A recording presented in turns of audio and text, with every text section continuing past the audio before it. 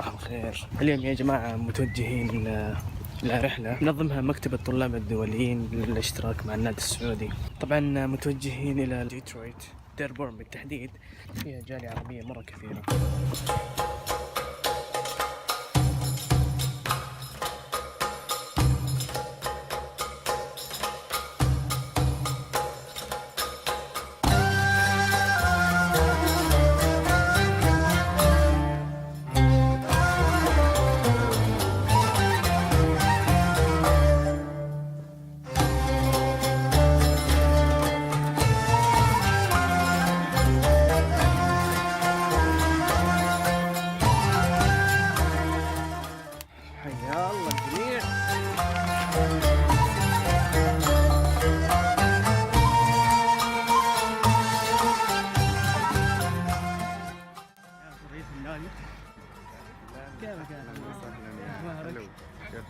والله حبيبي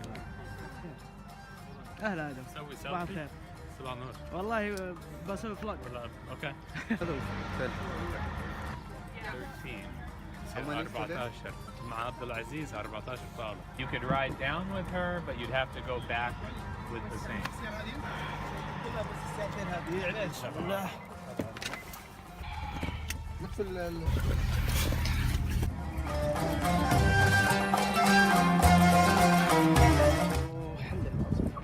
يلا شباب يا هلا والله. مدير النادي السعودي بنفسه يعطيه العافية.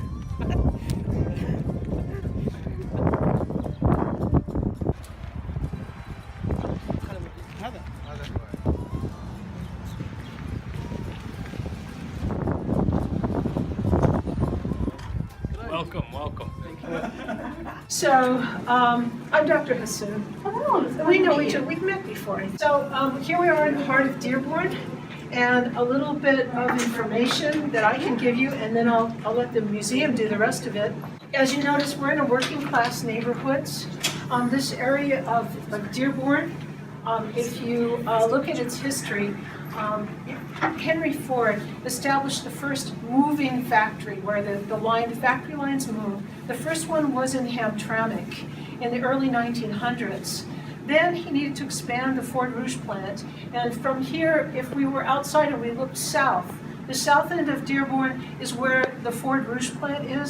It is the largest automobile and truck factory in the world. Arabs started and were drawn to this area because of the opportunity of work, and so were many people from around the world and from Michigan as well. Michiganders from urban and rural areas, and in the early 1900s, circa 1904, when the Ford Rouge plant was established, they were paying $5 a day for workers, and that was a great pay at that time, and it attracted many of them. As for the Yemenis, who are one of the oldest population to work in the Ford Rouge plant, one of the older populations, Henry Ford met a Yemeni sailor aboard one of his steel ships. Yemenis have been sailing the port city of Aden. They have been known as sailors from time immemorial. So one of these Yemenis had found a job in America aboard one of Henry Ford's ships. Henry Ford talked to him, and at that time he was having labor disputes, and he wanted to find workers who would not join the reunions. And so he met this Yemeni, found out that Yemen was one of the poorest countries in the world. They spoke a different language, had a different culture, but they were very hard workers. They also had low education levels, and he was looking for manual laborers. So he said, good, bring your friends over, come work in my factory. And so that's exactly what this young Yemeni man did. He started bringing his friends. In the first 10, 20 years, even up to the 1960s, into the early 70s, the Yemenis would come, a father would come, he'd work in the factory, they were legal workers, they had visas to work, and then they would go back to Yemen and take their money back and help build their family, and then send their son, and a son would come then. And then there was multiple generations that worked in the factories before they decided to settle permanently in America.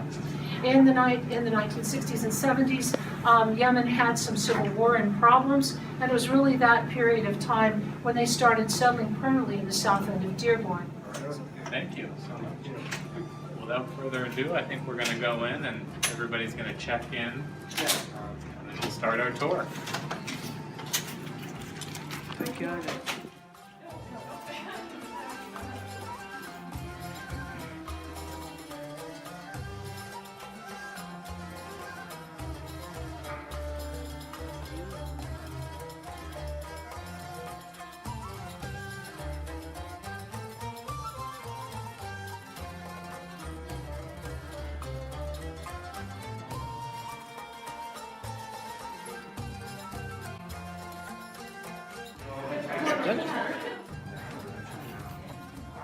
طبعا يا جماعة الآن بدينا القايد. Welcome to the Arab American National Museum. We're a project of Access, which is a service organization here in Dearborn that provides many different services in the community. Been opened almost 12 years. We're affiliated with the Smithsonian Museums in Washington. Here we are standing in the courtyard, and as you look around you, so we're in an area where we're talking about the origins of the Arab world. So things that originated from that part of the world. So again, we're standing in the courtyard, and it was a place of gathering. And usually there's a fountain. It was a way to kind of prepare for prayer going into the mosque. The dome is also a piece of Arab architecture, and it serves two main purposes. One is it was a way to project the voice, right? So, for example, in a religious center, sometimes you would see it here in the United States. Also a way to control the temperature here, right? So again, going back, hundreds of years when there was no air conditioning, heat air rises, so it would leave this area, again, when a lot of people, having a sense of comfort and it keeps nice and cool. متحف العربي الأمريكي, the Arab American National Museum. And it's written 4 times. So, and it's just representing the art, like you said, using the Arabic language. All right. So again, we're talking about the origins, right? And so we have these 3 main world religions represented here at the museum because they are originated from what we know as the Arab world. And I mean, even in the Quran, Jesus is mentioned, right? He's seen as a prophet, right, in the Quran. And in Christianity, he's kind of represented in a different light, right? But he's also mentioned in the Quran. Within the Arab world, what percentage would you say are Muslim? Just thinking about the Arab world and the Arab countries. 90%? Yes. 90% are Muslim in the Arab world. Worldwide, so about 12 to 15%. So again, not all Muslims are Arabs and not all Arabs are Muslims. Yeah. The Arab world, there's 22 countries in the Arab world. And they are in Northern Africa and Western Asia. There's 3 factors, right, that unite all 22 countries. One of them is a shared history and culture. Language. And what language is that? Arabic, right? And the third factor is the Arab League. So all 22 countries, excluding Somalia right now, is part of the Arab League. And that was created in a way similar to maybe the United Nations or the European Union.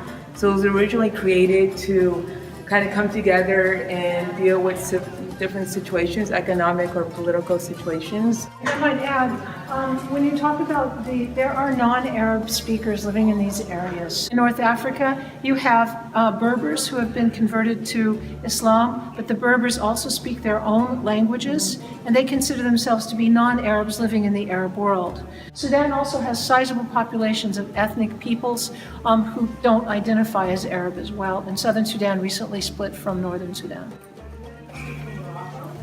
So we're talking about someone who arrived, one of the first Arab Americans to arrive in the United States, circa 1538. Who was in the New World at that time? Had the British arrived? No. So the Spanish had arrived in when? 1492. How do you think this young North African got to the New World? On a Spanish boat. Okay, on a Spanish boat. And what might be his position on the Spanish boat? A slave. Exactly. So he was a slave, and as she stated, he was known as the first Arab speaker that came to the United States. He was very intelligent. He spoke several languages and was able to learn them quite quickly. He did come on a ship with the Spaniards, and he helped explore the southern part of the United States. He was a medicine man as well. But unfortunately, he never won his freedom because he got caught in a battle between the Spaniards and Native American tribes. North Africans can be dark in coloration or light, so he might have been a little darker in complected, and that's why he ended up as a slave. Now, Morocco was the first country to recognize the United States in 1776, and there was a treaty made with Morocco that no Moroccans would ever be brought in slavery. However, the Spanish did bring others in slavery to the Netherlands. Between 1880 and 1924 was the first wave of immigration. One of the interesting stories here is the story of Hajj Ali.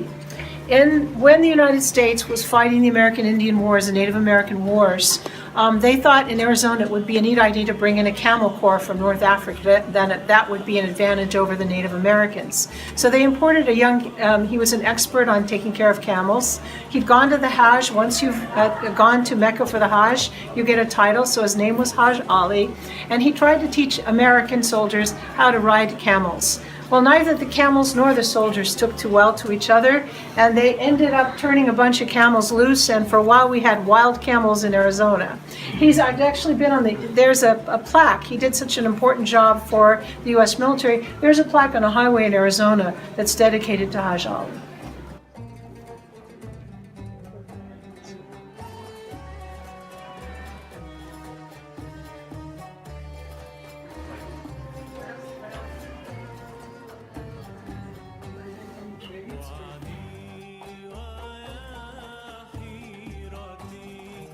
So the shadows, do they represent the business people or? Well, the art, what he wanted to portray here is this idea of immigration, right? So people that first came and then living the American dream, you know, the opportunity and becoming successful. So. During the civil rights movement, so for example, Kay Elder, she's actually really important here in Dearborn. She's an icon because she helped stop the Ford factory from destroying homes in the south end of Dearborn, and was successful because they wanted to expand their factories, and she was able to, stop them from doing that.